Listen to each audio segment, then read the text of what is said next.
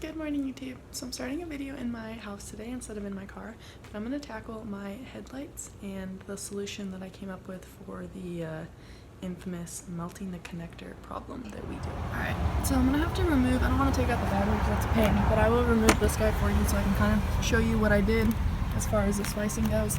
But you're going to need the crimpers, wire cutters, wire. I don't remember off the top of my head what gauge this is, but then you're going to need those little connectors, which I will take out. You're going to need these little connectors, 2 on each side, and then some of the butt connectors, whichever ones are your preference, and I will show you how to use them. I'll just remove this so you guys can see. So it's kind of hard to describe what I did because I don't have the connector anymore, and the original wire is already cut back pretty short.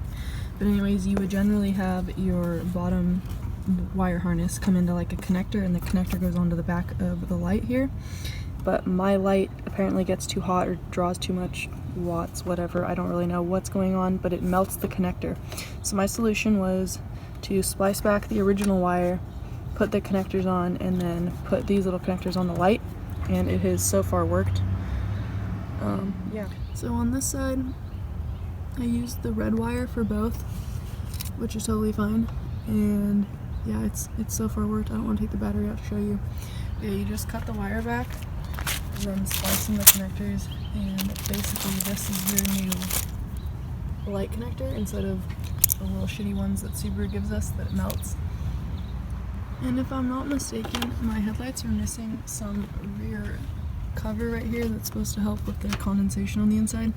But if you see, my headlights are super messed up. They're scratched on the inside really badly.